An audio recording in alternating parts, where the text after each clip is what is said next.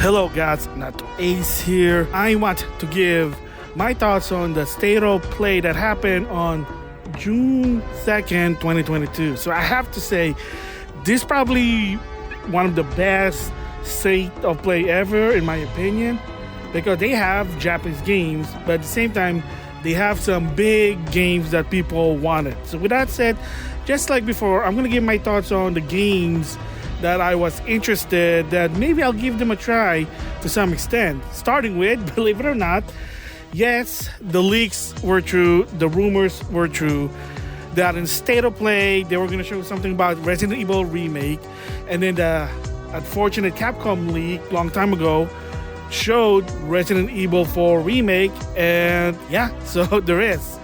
So Resident Evil 4 Remake only for the PS5, and not only that, we'll have a support for the PlayStation VR 2, and that's going to come out in March 24, 2023.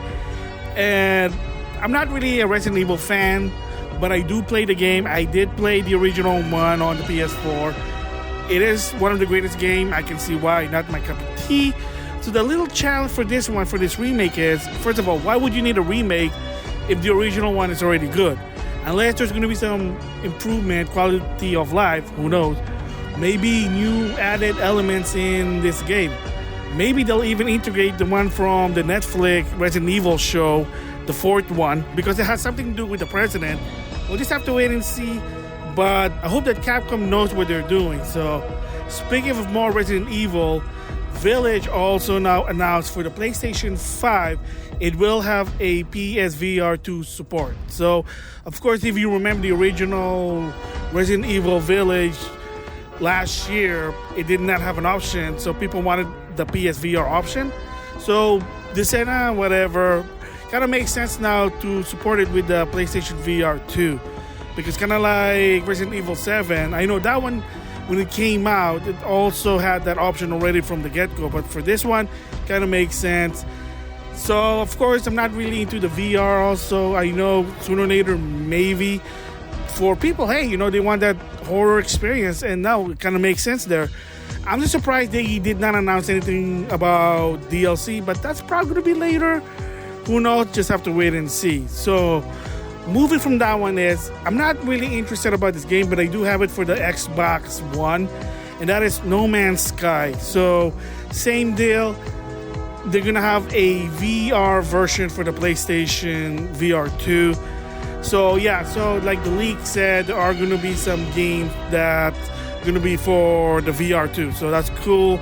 Again, I did play No Man's Sky, not really my cup of tea. So, I mean, it's just worth talking about it, but to some extent, chances of me gonna try it probably gonna be slim. But another one's probably gonna be slim is Horizon Call of the Mountain, which is a spin-off to Horizon Dawn, and it's a VR 2 again, one of the games there. Supposed to be a side story during the events of Horizon Forbidden West, from my understanding. I could be wrong. Who knows, but they finally showed more about it, gameplay to some extent.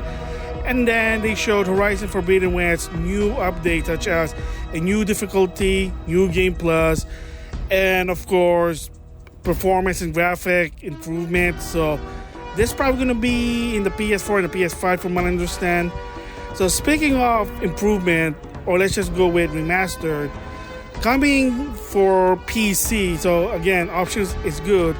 And that is Spider-Man Remastered, and actually announced on the website, Spider-Man Miles Morales will finally be ported on PC. The remastered Spider-Man will be on August 12, 2022. Morales is going to be fall of 2022. So again, it shows that Sony's kind of show option, which is good. That's why probably a lot of people want Nintendo to do it. But they're an old Japanese company. They're probably not going to do it. Good movie, in my opinion. Again, options are good. Let more people talk about it. Especially that graphic, that performance. It's like close to the PS5 version. And since not a lot of people have PlayStation 5, so you kind of see it there. But, kind of good move. And before I even continue, I forgot to mention this for Resident Evil 4 Remake. It will be on the PS5, Xbox Series X, and PC. Yeah, so some of these third-party games are good for multi-platform, because I'll explain later another game that people were worried, but after a while Capcom did announce it. But with that said, the next game they showed is Stray, finally some gameplay.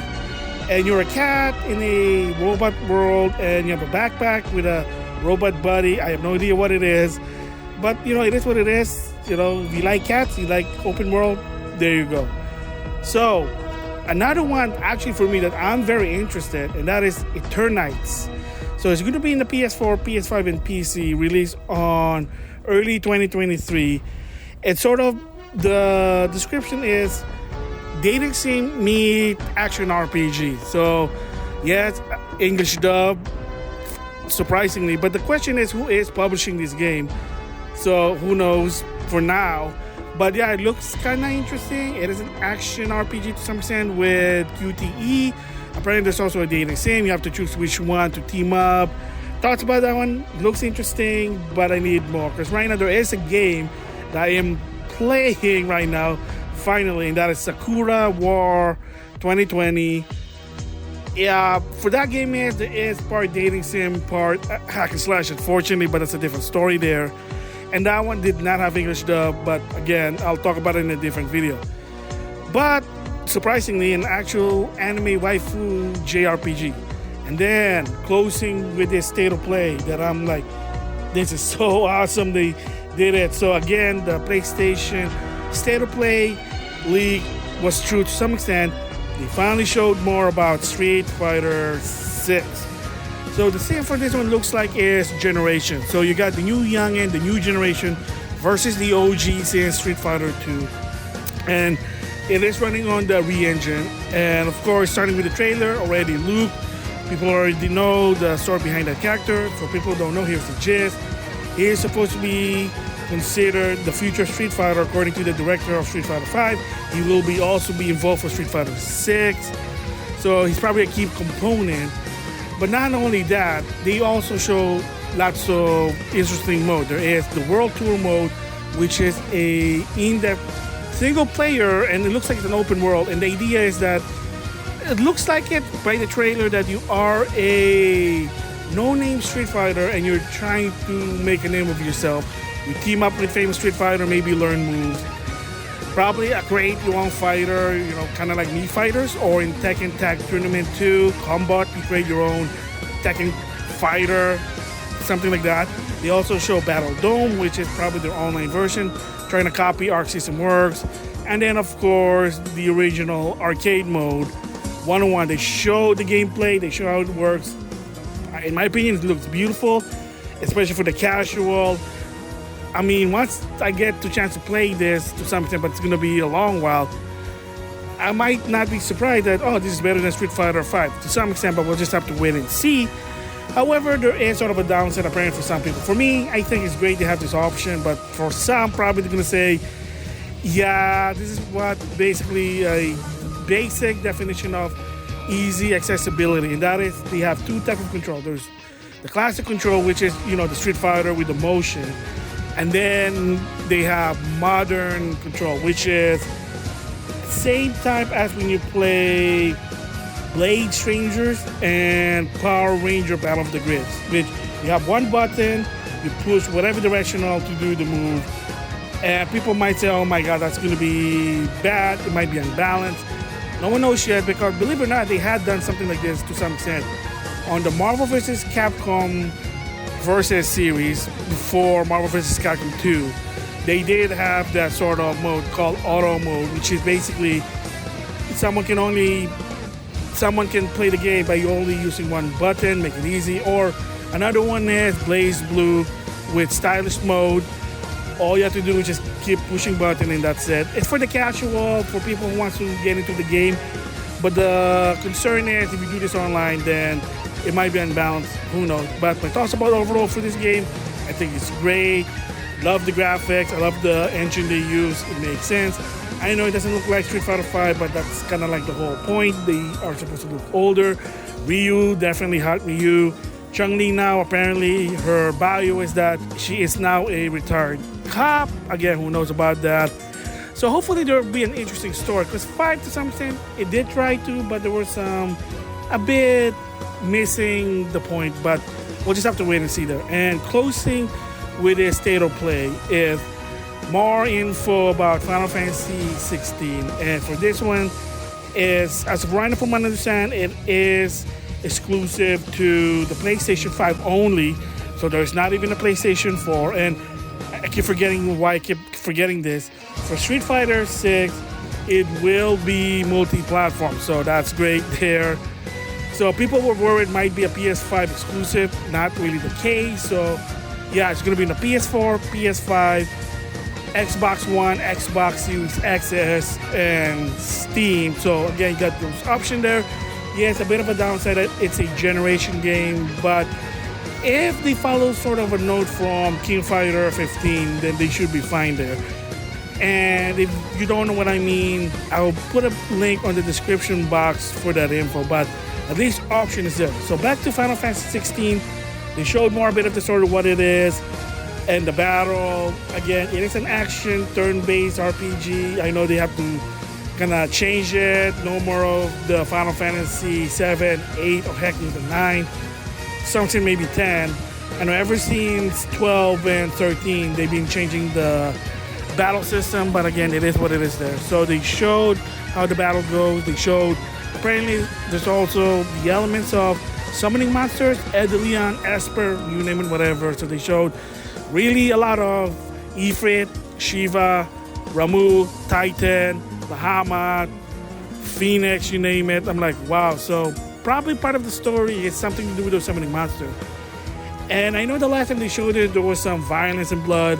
And this one, surprisingly, they even have some brief nudity. Like there was a scene where a couple, and let's just say she's naked, and I don't know what the story about that one. So probably there's going to be an M-rated Final Fantasy game. There was one called Final Fantasy Type 0. That was an M-rated game, and you can see why. It is kind of violent, but again, it is what it is there. Thoughts about that one? Looks promising, looks interesting. I need more info, so hopefully it'll probably be much enjoyable than 15 because I still need to finish that game. A little tricky to play it because I know they need to change it. Understandable, but to some extent, can't make it complex to a point that people say, well, this is not my Final Fantasy. So overall, great presentation. I love it.